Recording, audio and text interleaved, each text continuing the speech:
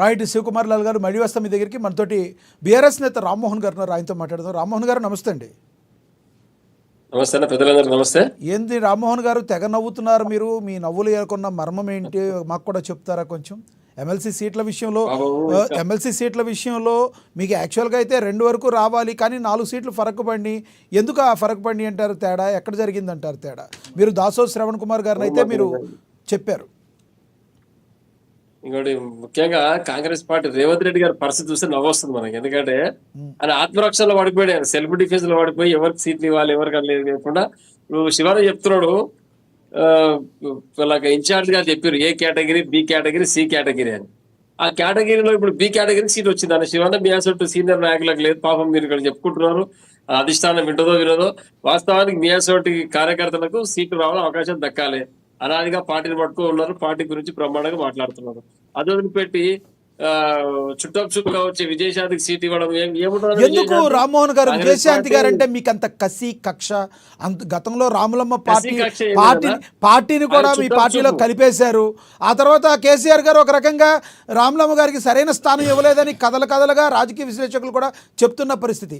ఎందుకు మీ కేసీఆర్ గారికి రాములమ్మ అంటే అంత భయం ఎందుకు? తెలంగాణ పార్టీ తెలంగాణ వాదం మీద ఒక పార్టీ పెట్టిన తర్వాత విజయశాంతి గారి పార్టీలు విలీనం చేసుకొని ఎంపీ సీట్ ఇచ్చి గెలిపించడం జరిగింది.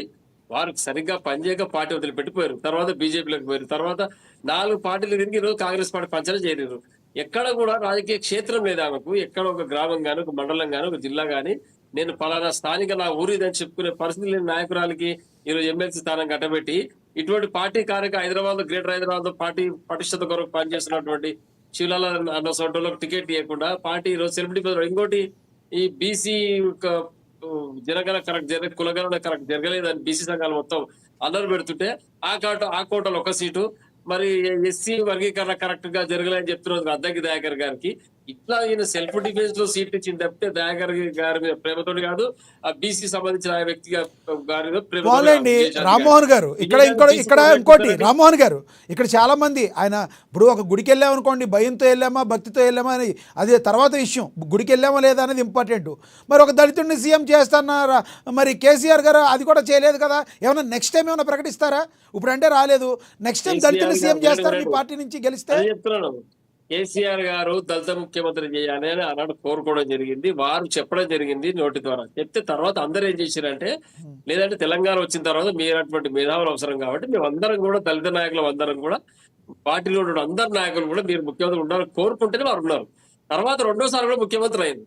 ఒకవేళ మొదటి మాట తప్పని తేలింటే 2వ సారి ముఖ్యమంత్రిగా కేసీఆర్ గారు అయ్యేవారు కాదు. కాబట్టి ఆ ఒక అంశం, అది మూసివేయబడ్డ అంశం మళ్ళీ తిరగదు ఎవరు కూడా. ఎందుకంటే రాజకీయ పరంగా మాట్లాడడానికి అవకాశం వస్తుంది తప్పితే అందులో ఎలాంటి చట్టబద్ధత లేదు, దానికి విలువ కూడా లేదు ఆ మాటకి. ఎందుకంటే ఒకసారి రామ్మోహన్ గారు ఈ పార్టీ గురించి మీరు ఆలోచించుకోకుండా రేవంత్ రెడ్డి గారు ఎవరికి ఇచ్చారు, కాంగ్రెస్ పార్టీ ఎవరికి ఇచ్చారు, ఇదే సరిపోతుంది కదా. అసలు మీ పార్టీలో చక్కదిద్దుకోవాల్సింది ఏంటి? ఫామ్ హౌస్ నుంచి అయ్యేవారు ఎప్పుడు బయటకు వస్తున్నారు ఇది అడుగుతున్నారు కదా. దాసోజు శ్రవణ్ గారు ఉద్యమ నాయకుడు, విద్యార్థి నాయకుడుగా ఉస్మాన్ ఇన్స్టిట్యూట్ నుంచి బయటకు రావడం జరిగింది. తెలంగాణ ఉద్యమంలో కీలకంగా భూమిక పోషించడం జరిగినారు.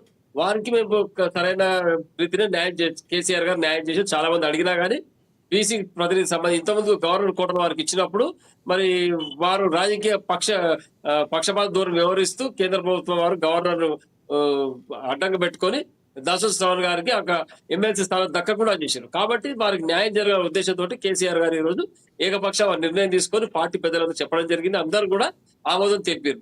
మరి 2వ అవకాశం కొరకు ప్రయత్నం చేసినా కానీ మాకు సంఖ్యాబలం లేనందున ఆ 2వ అభ్యర్థి నిలబడలేకపోతున్నాం. ఇందులో మనం గమనించాల్సింది ఒక్కసారి కాంగ్రెస్ పార్టీ సాంప్రదాయం ప్రకారం ఒక ఓసీకి జనరల్ సీట్ ఒకటి ఖచ్చితంగా ఇచ్చేవారు. ఈసారి ఖచ్చితంగా రేవంత్ రెడ్డికి చెడ్డ పేరు వచ్చింది కాబట్టి రెడ్ల అందరు తిరుగుతూ ఓసీని తీసుకొచ్చి ముఖ్యమంత్రి చేస్తే అంతా కంగారు చేసి పెట్టింది అని చెప్పేసి ఆ రేవంత్ రెడ్డి గారి దెబ్బకి ఓసీ సామాజిక వర్గానికి ఒక సీట్ తక్కువ అయిపోయింది. ఎమ్మెల్సీ స్థానం దక్క కూడా పోయింది. ఇటువంటి అంశాలు ఇప్పటికైనా కళ్ళు తెద్దాం. రేవంత్ రెడ్డి సరైన పరిపాలన అందించుకోవాలి పార్టీకి. ఇటువంటి సీనియర్ కార్యకర్త ఈ రోజు విజయశాంతి గారికి బీసీ కోటలు ఇవ్వడం అనేది పూర్తిగా ఇబ్బందికర పరిస్థితి. ఎట్టి పరిస్థితుల్లో విజయశాంతి గారికి బీసీ కోటలు ఇవ్వద్దు. వారు సినిమా యాక్టర్, సెలబ్రిటీ, ఏదో అవకాశం దొరికితే ఎక్స్ట్రా ప్లేయర్ లాగా పెట్టుకోవాలని తప్పితే ఈ రోజు కీలకమైనటువంటి 10 వరకు అప్పించి బీసీ కోటలో ఆమెకి ఇచ్చిన వచ్చిన ప్రాబ్లం బీఆర్ఎస్ నాయకులతో, మీరే కాదు బీఆర్ఎస్ నాయకులతో వచ్చిన ప్రాబ్లం ఏంటంటే ముందు మీ పార్టీలో చూసుకోరు. ఎదర పార్టీలో ఏం జరుగుతుందో అనేదాన్ని చూస్తారు.